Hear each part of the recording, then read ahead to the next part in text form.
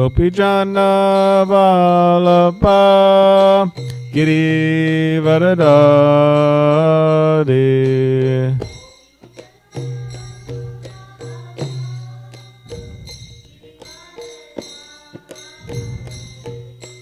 Gopijana Vallabha Girivaradari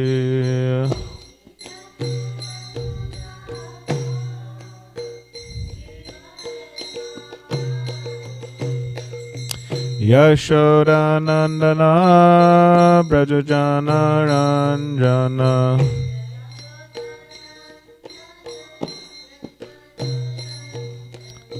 Yashodanandana Brajajana Ranjana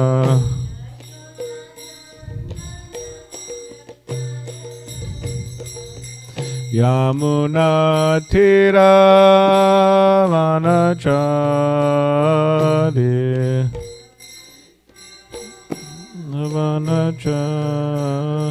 Yamuna Tira Vanachari Tira Vanachari Jaya Radha Madhava Kunja Bihari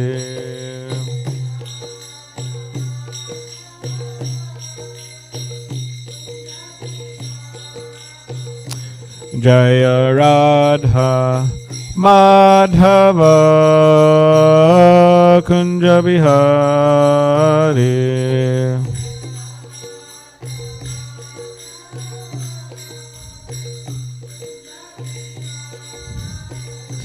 Jaya Radha Madhava Kunja Bihari Radha Madhava Kunja Bihari.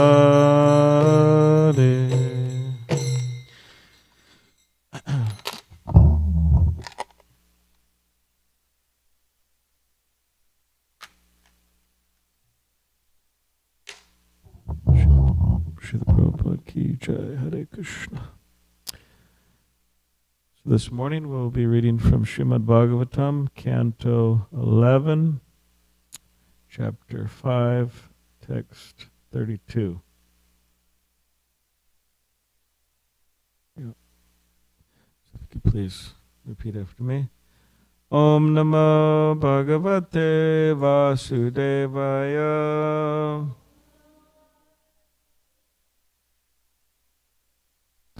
Om Namo Bhagavate Vasudevaya.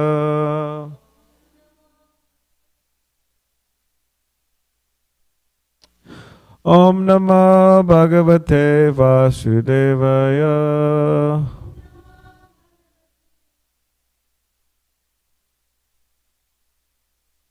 Krishna Varnam Tvisha Krishnam Sangopangastra Parshadam Yagya Sankirtana Prayar Yajantihi Sumedhasaha Krishna Varnam Tvisha Krishnam Sangopangastra Parshadam Yagya Sankirtana Prayar Yajantihi Sumedhasaha Krishna Varnam Tvisha Krishnam Sangam Pangastra Parshadam Yagya Sankirtana Prayar Yajantihi Sumedhasaha. Yet.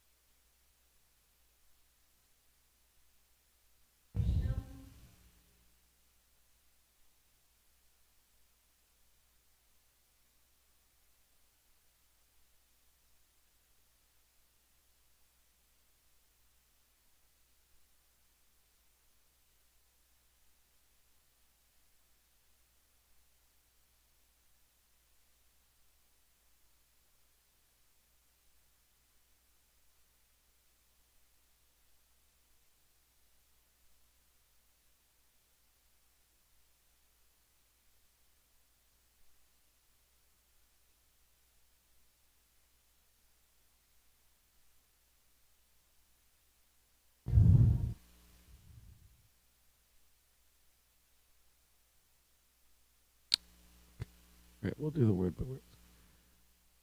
Krishna Varnam, repeating the syllables Krishna. Visha, with a luster. A Krishnam, not black, golden.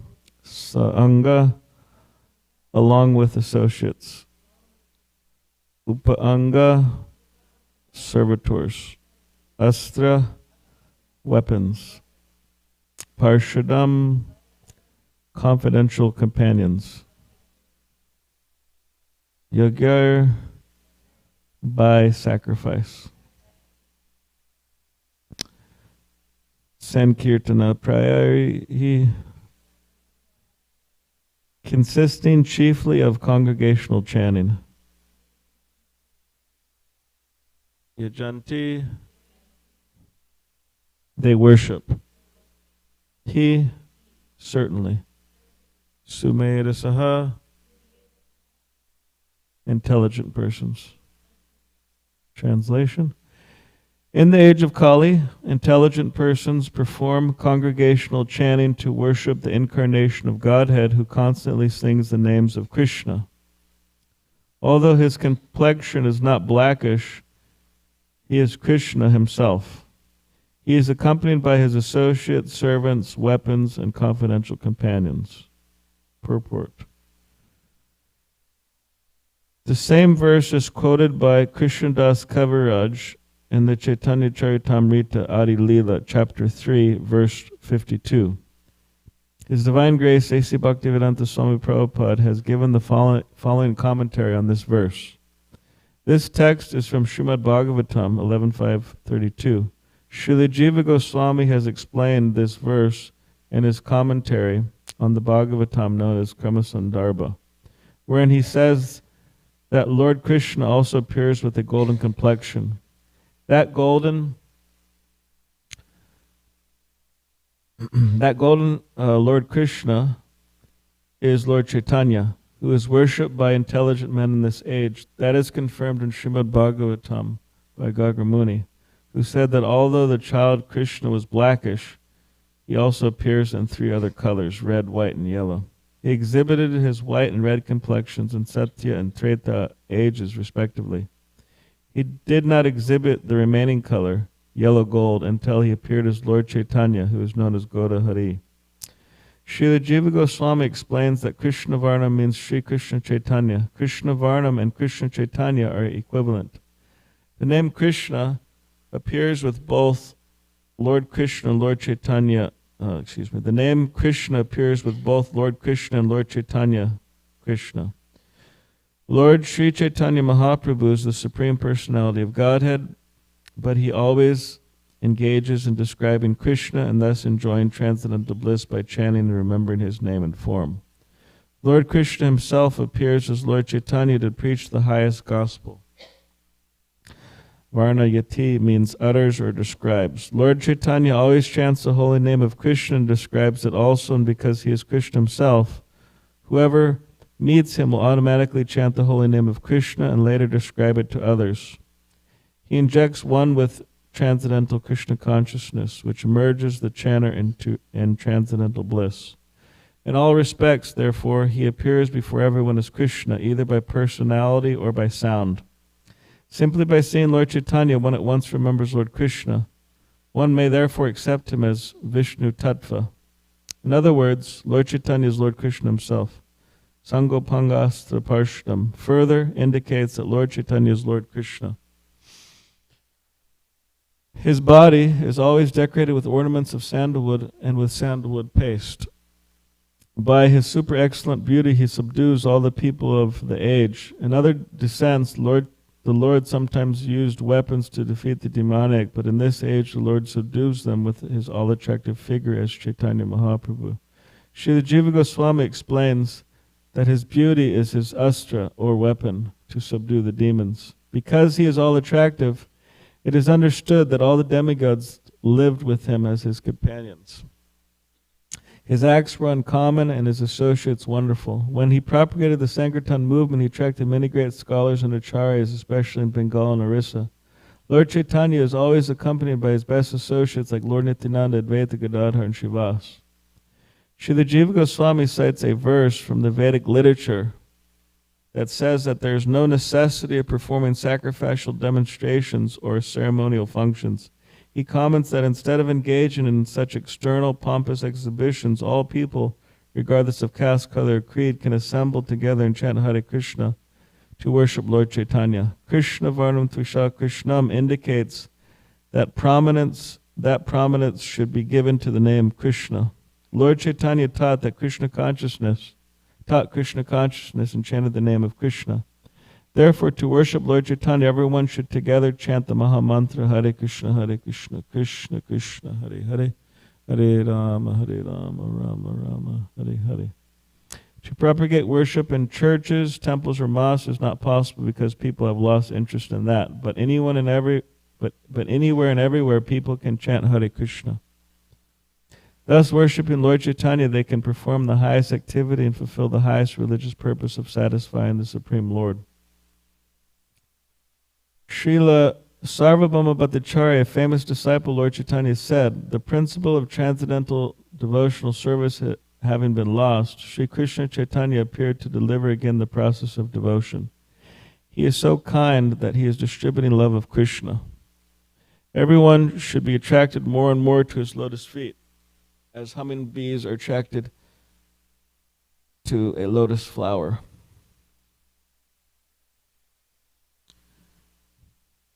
How much more is there to read? Oh, okay. Almost, okay. The incarnation of Chaitanya Mahaprabhu is described in the Vishnu Sahasranam, which appears in chapter 189 of the Dana Dharma Parva Mahabharata. Srila Jiva Goswami has quoted this reference as follows: Suvarna Varna Hemango Varangash Chandanangadi. In his early pastimes, he appears as a householder with a golden complexion. His limbs are beautiful, and his body smeared with the pulp of sandalwood seems like molten gold. He has also quoted Sannyasa Krich Chama Shanto Nishta Shanti Parayanaha. In his later pastimes, he accepts the sannyasa order, and he's equipoised and peaceful. He is the highest abode of peace and devotion, where he silences the impersonalist non-devotees. Om Jnanativarandasya Gananjana Shulakaya Chakshulan Maditamena Tasmai Shri Gurave Namaha Mukam Karitavachalam Pangam Langayate Garim Yakapadamaham Bande Shri Gurunditarinam Vansha Kapadiribhishcha Kripa Sindhubevacha Patitanam Pavanebhyo Vaishnavebhyo Namo Namaha. Jai Shri Krishna Chaitanya Prabhu Nityananda Shri Advaita Gadadhar Shivasari Gaur Bhaktivinoda. Hare Krishna, Krishna Krishna, Hare Hare, Hare Rama, Rama Rama, Hare Hare.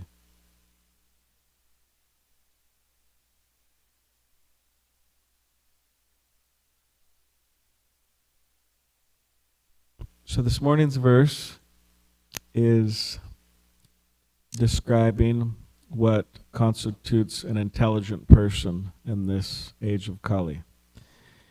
And that is a person who worships Lord Chaitanya, a person who takes to the chanting of the holy names of Krishna with great sincerity and attention. Thank you. That is what constitutes an intelligent person in this age. So someone may have many qualifications and may seem intelligent. What are some things that generally people have by which others consider them intelligent? Anybody have any ideas? It's a easy one. Wealth, okay, that's true. Very good. Srila Prabhupada, one time he said that, how can you tell if someone's intelligent? And he said if they have money in their pockets. So that's true. What else did generally people see in others by which they consider them? Yes, material education, that someone has some degrees, PhD or whatever. That's true. Considered intelligent. What other things?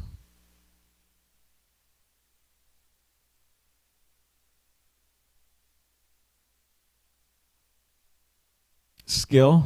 What type of skill?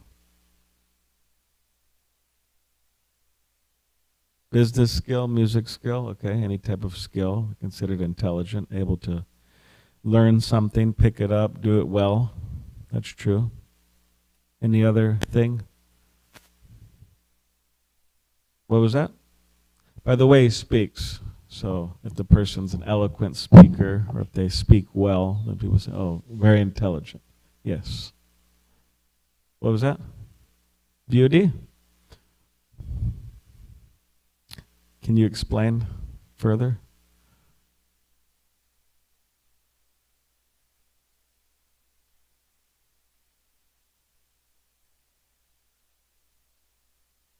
Think that, so if they're beautiful, people think they're good people, or yeah, there might, yeah, that's true actually. I'm thinking about it more. Sometimes if someone's not externally beautiful or handsome or whatever, people may think, oh, maybe this person's not so intelligent or something, based on their physical appearance. That's true. So in this way, there's so many different ways that people judge people and decide whether they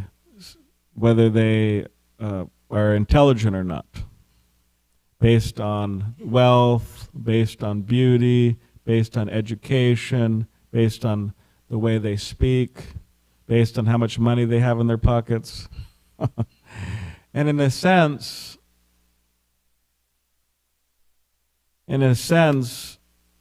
yes, it's a type of intelligence to learn how to do something well, to speak well, to have money in your pockets. It's a type of intelligence. But that intelligence, all of those things, if they're not connected with Krishna, they're considered to be completely valueless, like a zero, right? So many zeros, and it just adds up to zero. Or one verse says that so many of these different things are considered to be like a decoration on a dead body. Just valueless. Srila Prabhupada had, when he went back to India, there was one young man from Europe, and he became interested in Krishna consciousness, and he came to meet Srila Prabhupada. And the person was an architect by profession. He knew how to build things and design things. So devotees, they were preaching to him, and they're helping him become a devotee. And then when he first met Srila Prabhupada said to him, "What's the use of decorating a dead body?" That was one of the first questions. And the person was thinking, there is no use. And Srila Prabhupada said, exactly. And he said, so you help us design this temple, the Juhu temple and the Vrindavan temple. He helped design those temples. Srila Prabhupada initiated him. So Srila Prabhupada is making the point, what is the use of your talents? What is the use of your ability?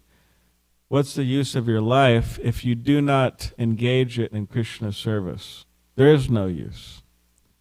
Srila Prabhupada gave the example of you're walking on the street, you're walking down, where are we? Gurley Avenue? This is Gurley Avenue. Walking down Gurley Avenue, you see a screw on the sidewalk. You pick it up, and you may not even pick it up. Just keep on going. It's like considered useless. But that screw at one point was connected to some important, whatever it was, some type of machine or something. And it had some function. So similarly, the idea is that we all have value. We all have, our lives are valuable. We do have purpose. We do have these things. But it should be connected to Krishna. So in terms of intelligence, a really intelligent person is defined in this verse. It means that they take up the chanting of the holy names of Krishna. That's an intelligent person in this age. That's a wise person. They take to the chanting of the holy name of Krishna. And whether or not they have any of these things, wealth or beauty or education or money, they may have those things and they could use it in Krishna service. But if they don't have those things, if they're still engaged in the chanting of the holy names of Krishna, the Srimad Bhagavatam describes them as the most intelligent person. And a person who has all these things and doesn't engage in the chanting of the holy names of Krishna, they're actually not intelligent. Or we could say their intelligence ultimately has no use. It's valueless. So this is what the Bhagavatam is saying. So we should try to take the message of the Bhagavatam seriously in our lives, which means to try to understand it and practically implement it in our lives. There's many things that can be done in a wrong way. Sometimes people think, yes, if I would have moved here, if I would have moved there, if I would have got this job, if I would have got that job, then I would have been more happy or satisfied. One person was speaking with an elderly, wise gentleman about this, and he said that, my dear boy, he's an older man, he said, there's more than one way to be wrong. In other words, there's so many ways to be wrong.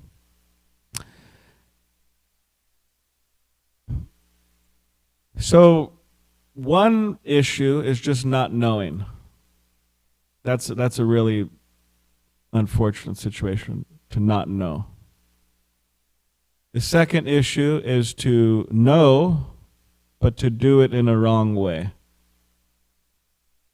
because the result's not achievable if it's done in the wrong way. Like I was at one temple, and in the morning they put Srila Prabhupada's bead bag on when they're chanting japa, right? So I was thinking, are they going to put the bead bag on? And then just a minute later, they put the bead bag on, but they put it on wrong. Like Prabhupada's hand was here, but they just put it to the side. It's like completely wrong. I said, all right, well, I mean, he had it in his mind to do it, and he did it, but it was wrong. So then a minute passes by, and then they come, and they fix the bead bag. But they're chanting on their bead bag, and then with their left hand, they're fixing Prabhupada's bead bag and putting it on his hand. But you could say he had the right idea, but he also did it wrong. You're not supposed to do stuff with your left hand like that, like culturally.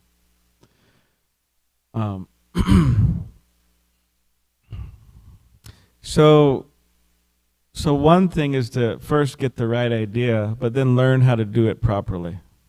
Like in ignorance, people don't understand that, okay, we need to take shelter of the chanting of the holy names of Krishna. People don't understand that. That's an issue. Okay, but then knowing that is you could say in a sense the problem is solved, but then they have to go further. They have to do it properly, chant properly. Like Srila Prabhupada when he was chanting japa, right? Those recordings would go, sit properly. So So in other words, there's a science behind things. There's a science how to cook. Those who know how to cook know that there's a science. Even if you don't know how to cook, you could tell that somebody's not following the science by having what they had, and if it's wrong.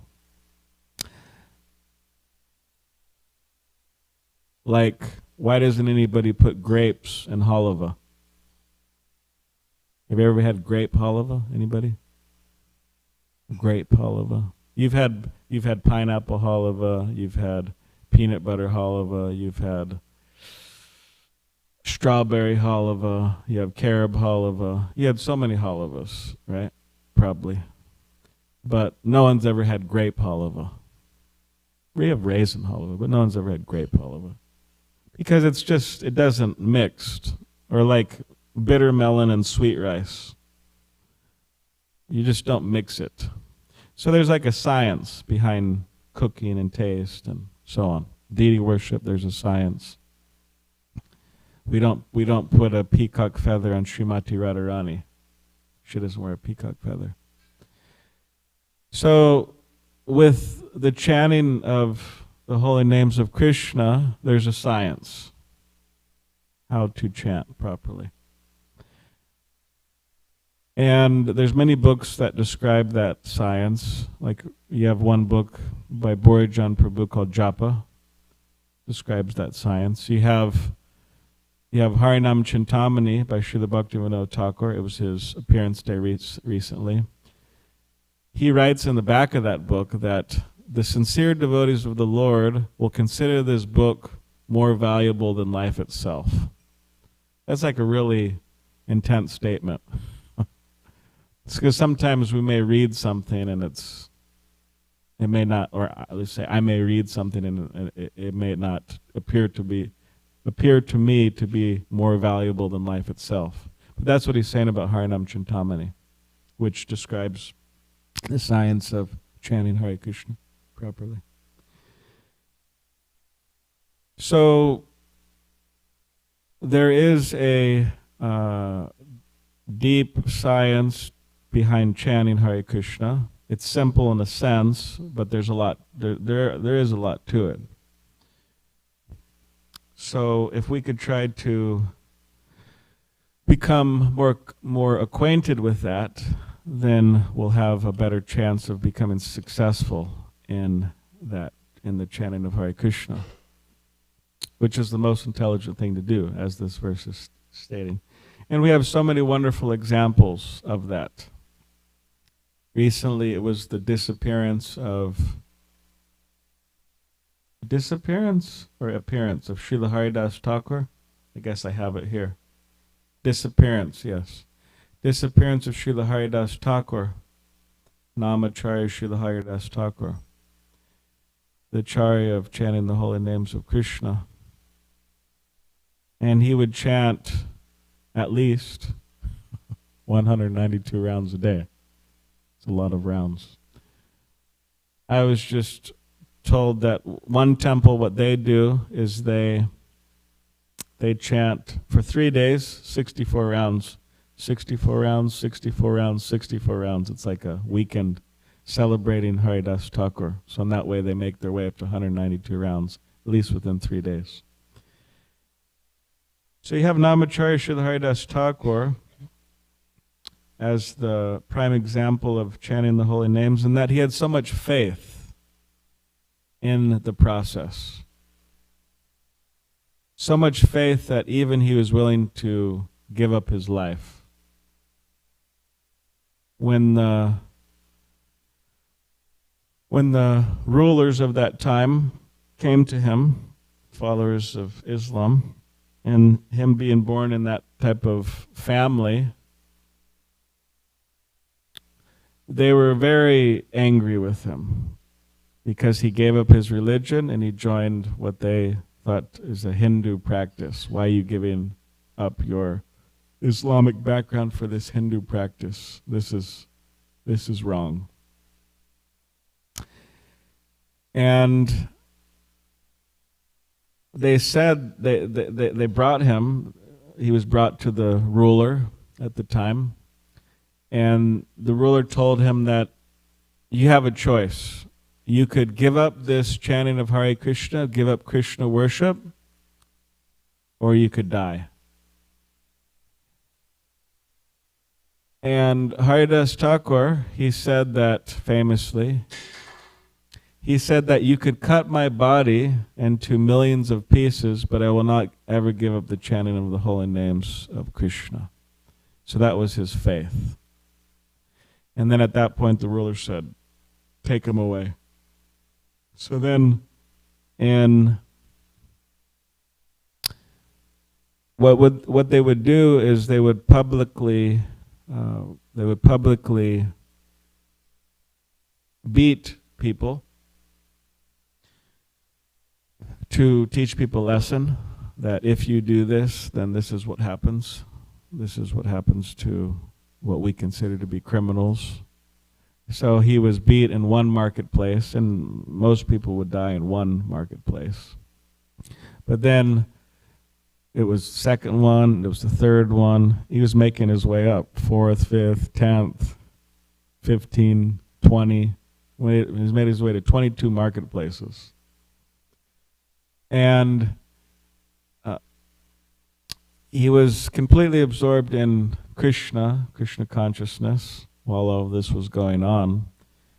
And he noticed, he looked at the soldiers, and he noticed that they were starting to feel a little worried. They looked worried. And he asked them, are you worried, or what's seemed to be disturbed? And then the soldiers said, yes, that we are worried that if we don't kill you, if you don't die by this, then we're going to go back and our ruler's going to kill us. So then Haridas Thakur said that, okay, well, if my existence is causing you trouble, okay, and he went into samadhi, as if he would died. So they thought he died. So they asked the ruler, what should we do with his body? And the ruler said, don't bury it, because if you bury it, it'll become a place of pilgrimage. He said, just throw it in the river. So they threw Haridas Thakur in the river, and he was floating down. And then he came back to consciousness, or out of his trance, and he came out chanting Hare Krishna. And later in the Mahaprakash, Lord Chaitanya Mahaprabhu, for 21 hours, he was displaying his godhood. He sat on Vishnu's altar, and all the devotees were there, all of his associates, so Murari Gupta and Kolavetra Sridhar and Haridas Thakur and so many others were there. Amazing descriptions in the Chaitanya Bhagavat. So Haridas Thakur was called up, and Haridas Thakur was asked by Lord Chaitanya Mahaprabhu, what do you want? What is your desire? I'll fulfill any benediction you want. And he said that, let me be a humble servant of the servant of the servant of the Vaishnavas, birth after birth, and let me take their remnants. Let me have the association of your associates. That was his desire. And Lord Chaitanya Mahaprabhu, he granted him that desire, and Lord Chaitanya Mahaprabhu revealed something to him and something to all the devotees there. A very wonderful thing he revealed. And he said to Haridas Thakur, he said, when those soldiers were beating you in those marketplaces, I was going to immediately send my chakra there and kill them all. But because you were praying for them, which is amazing, because you think, how could you ever pray for such people? I mean, somebody's beating you, trying to kill you, and something violently in 22 marketplaces. How could you ever pray for such a person? But he was saying, because you were praying for them, my chakra lost power. It couldn't kill them. because you're praying for them. Which demonstrates the heart of a Vaishnava, that the heart of a Vaishnava, the heart of a devotee is so vast in terms of mercy and forgiveness that it's practically inconceivable. And that's also what we're meant to become, like that, at least in some small way, that we have great mercy within our heart and also forgiveness. It's very important. We're living in the International Society for Krishna Consciousness. Some people are married, some people are not married, some people, but whatever the case is, whether we're married or not married or whatever, but we're constantly dealing with people. To be in a society, to be in a community, means we're dealing with people. And what does that mean? It means sometimes people offend us. Sometimes we offend people. That's sometimes what happens. So therefore, this principle of forgiveness in Krishna consciousness is extremely important, because we could literally hold things within us for years. Lifetimes even. So Haridas Thakur displays this great forgiveness and tolerance. So, and then Chaitanya Mahaprabhu, he took off his chadar, and then he showed Haridas Thakur his back. And then on Chaitanya Mahaprabhu's back, there were these markings where the soldiers. So he explained that I actually took these beatings on your behalf, Chaitanya Mahaprabhu. So this is what he displayed in that section. But you see the great faith of Haridas Thakur. He had so much faith in the holy names of Krishna. He was willing to risk his life. So you have such examples of that, which we're meant to meditate on and gain inspiration from. Of course, we have Srila Prabhupada's appearance, at least in America, via boat, coming soon. They're having a big celebration in Boston. So many devotees will be going there. You're all invited as well.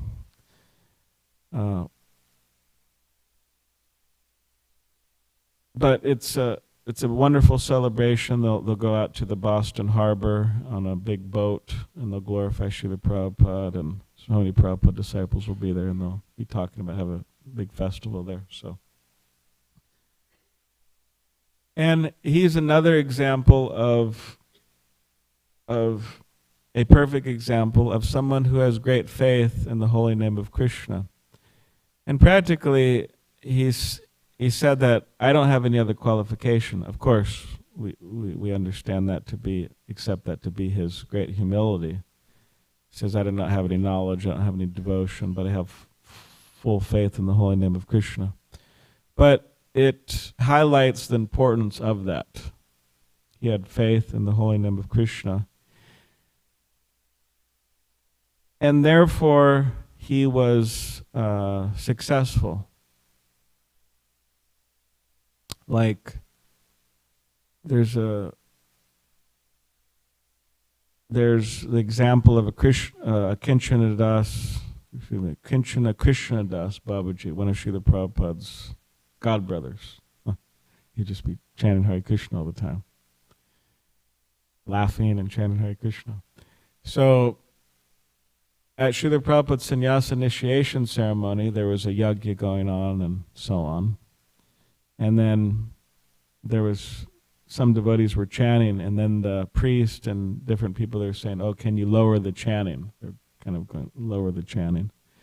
So then they would lower the chanting, the volume, and then Srila Prabhupada would say, kind of behind their backs, he would say, increase it. And they're going back and forth like this. And later, when Krishnadas Babaji was asked about Srila Prabhupada's success, he said, yes, I understood that this person would be successful, this devotee would be successful because of his faith in the holy name of Krishna, that if anyone takes to it, if anyone meditates on it, if anybody engages in it, then they will be elevated to the position of a Vaishnava, despite whatever their birth is and background and everything like that. So we should try to understand that to be intelligent doesn't mean we have so many material qualifications and we do not use them in Krishna service. That is actually unintelligent. The most intelligent thing to do is whether we have those things or not. If we have them, we could use them. If we don't have them, that's okay. But the most important thing is to take shelter of the holy names of Krishna.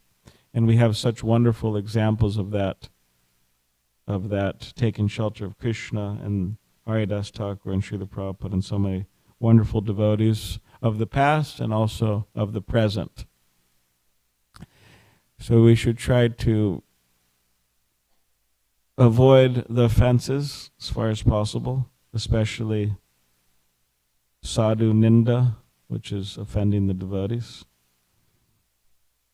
Srila Bhaktivinoda Thakur says, the devotees cannot be criticized for the birth that they took.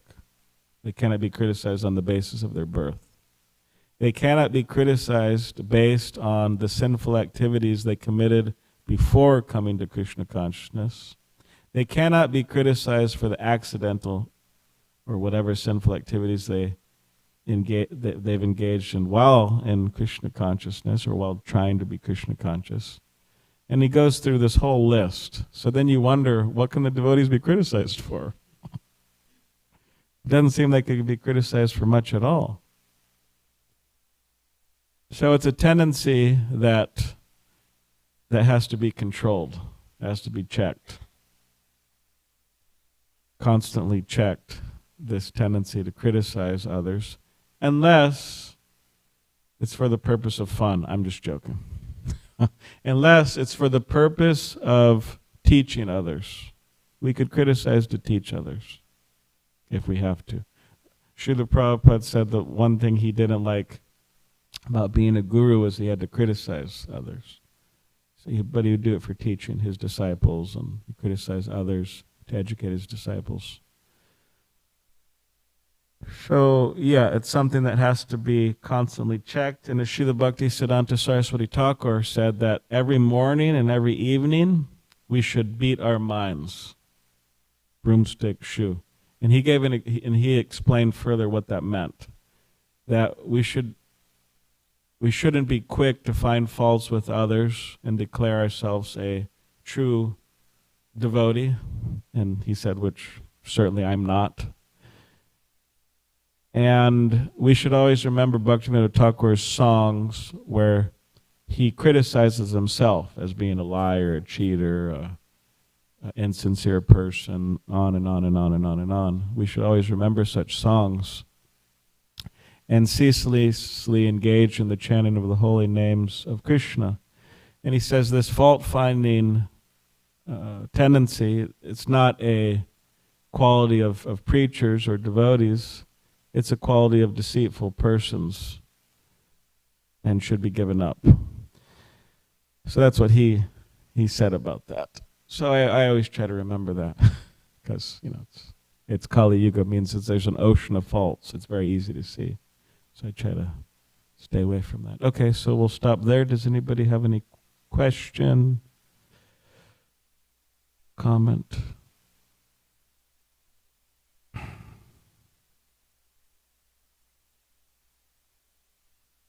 Mike is coming your way. Walk the mic. Is the detailed story of Haridas, is that in the Chaitanya Charitamrita, or you said Chaitanya Bhagavat? Okay, thank you. Yes, in the Chaitanya Charitamrita, there's a number of wonderful pastimes of Haridas Thakur and all the associates of Chaitanya Mahaprabhu. And in the Chaitanya Bhagavat, there's also wonderful pastimes of Chaitanya Mahaprabhu. These are the two authentic biographies. There's also one by Murari Gupta.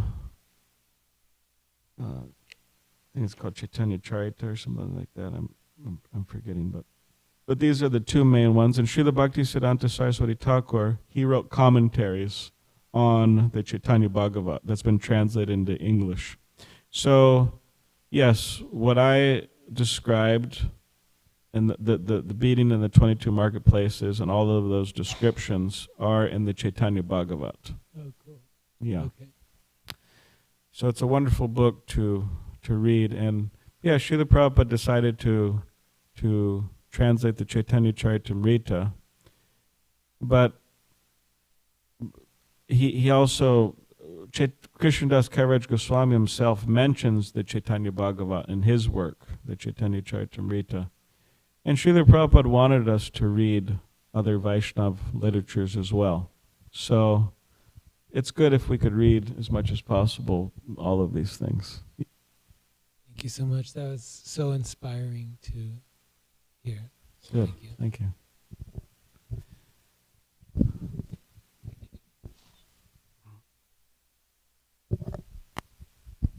Hi Krishna. Hi, Hi Krishna Prabhu. Thank you for a wonderful class. Thank you. So, from beginning we hear that, all these qualities that, people possess, education, wealth, or whatever, are big zeros, and you simply add Krishna, and he's the one. Mm-hmm. So what if we start adding Krishna in our lives just because we want him to be that one, and we're really interested in, really adding value to our zeros, and not so much Interested in Krishna. yeah. Exactly.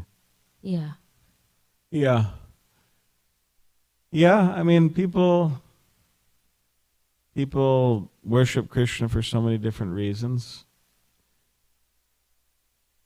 If someone was to ask us, why do you worship Krishna, or why do you chant Hare Krishna, there may be so many things we come up with in our mind that we may say publicly, or there may be things that we just say internally, why we worship Krishna, why we chant Hare Krishna. There's different reasons people worship Krishna. I mean, we see, like in Bhagavatam, you have Dhruva Maharaj. He wanted revenge. That's why he took to the worship of God, because he wanted revenge.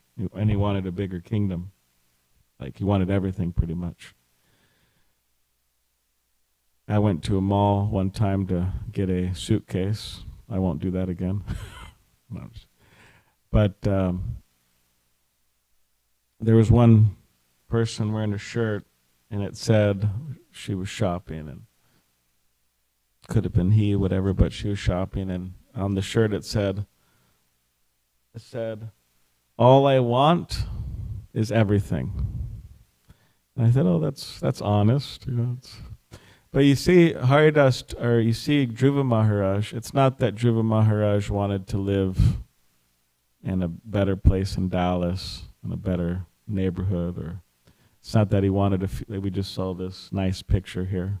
The mind went to this vacation-looking spot.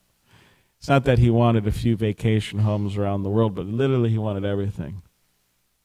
It's like, practically speaking, in history, it's the biggest material desire example that I could think of. So, yeah, he wanted everything. And Chaitanya Mahaprabhu himself, he loved to hear about Dhruva Maharaj and Prahlad Maharaj. It says in the Chaitanya Bhagavat that he would hear it hundreds of times, Dhruva Maharaj. It's interesting. Does anybody have any idea why? Why he would want to hear about Dhruva Maharaj hundreds of times?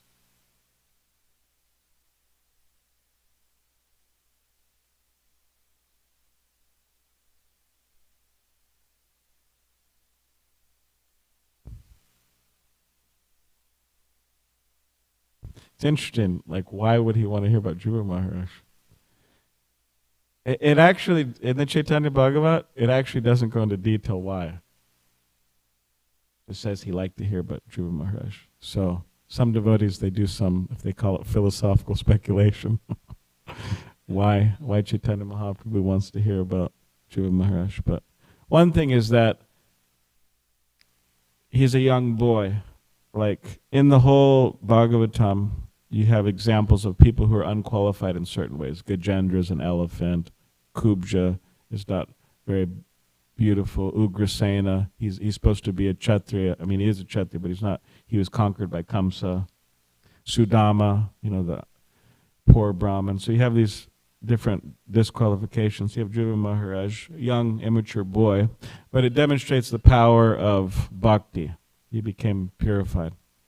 So even if we want something other than Krishna while engaged in Krishna consciousness, it's better that we still engage in Krishna consciousness than try to seek that separately. It's better that we go to Krishna. Because going to Krishna, gradually, over time, Krishna will elevate us, and he will purify us, and we could come to the point, just like Dhruva Maharaj, that we're just satisfied with Krishna.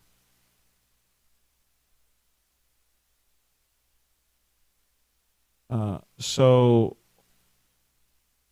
yeah, that's the basic idea, that if we have material desires, we can still engage in Krishna consciousness, and we could still go to Krishna, and gradually we'll come to the point of pure devotional service by the mercy of devotees and our own efforts and so on. Does that satisfy the inquiry to some degree? Okay. Any last question? Yes.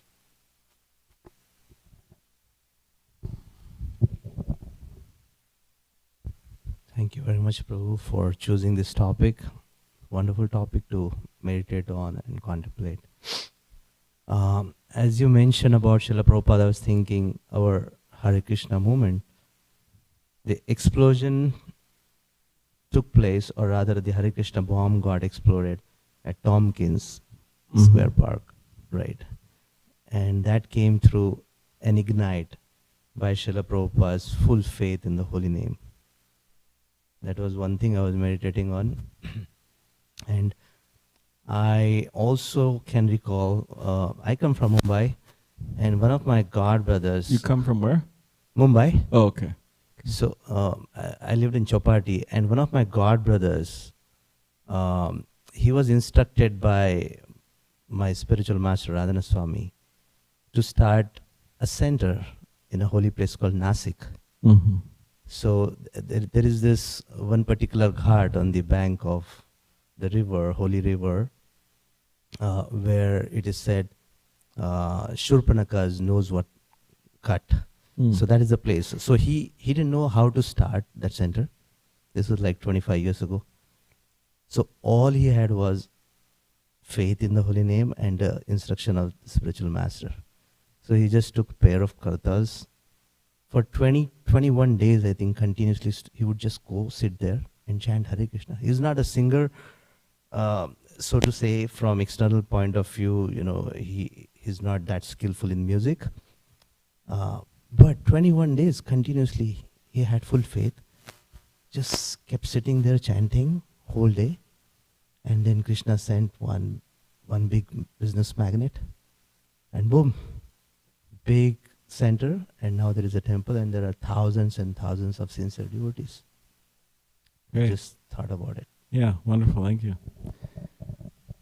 Yeah, there's a number of examples like that. Devotees just going to random places and kind of living in austere conditions out of their car or this or that, and just gradually through their sincerity and their determination, their chanting, meet this person, meet that person. Then just like Salem, South India, there's this temple coming up. Practically, I mean, it's up, but they're completing it. It's an interesting temple. It's just stone, just complete stone temple. And there's no rebar, there's no concrete, it's just like pure stone, and they're just how they used to with other temples, putting it all together like that. It's a huge temple. But this devotee, he's originally from Europe, so he doesn't even know the language. There in South India, and of course they're speaking English too, but different culture, this and that. But he just goes down there, and just a very simple beginning, just as a brahmachari, and gradually builds up. Now there's this huge temple coming up, so it's amazing. Yeah. You have yes. Yes, Prabhu. Well, we were hearing the purport where it was described that an intelligent person just engages in the chanting of the holy name, prioritizes that. I was reminded of a pastime that His Holiness Giriraj Swami Maharaj writes, and I'll build you a temple. And then I looked it up to make sure I got the details right. But I remember Maharaj says in that book, he was the temple president as they were building Juhu, and so many problems would happen every day, like problems with the temple complex and the civic authorities, and then disputes among devotees. And so he writes that he would deal with those problems, but every Sunday, I think he said, they would have a 12-hour kirtan. So he said he would deal with the problems Monday, Tuesday, Wednesday. He said once he got to Thursday, he would tell the devotees, just give me a few days to think about it. Just let me have a few days to think about it. Because he knew that every time without fail, as they got closer to that Harinam festival, the problems would resolve themselves. Either people would find a solution or the conflict itself would fall away. So every time he had faith like that, everything would be purified by the end of the week. And obviously, I don't think that would work for me, but for someone like Giriraj Swami, who has complete faith in the holy name and knows how to prioritize that, miracles. Yeah, great, thank you. Yeah, all the temple presidents should keep that one in mind, that story. All right. All right. Okay, thank you all very much. Srila Prabhupada ki jai. Hare Krishna.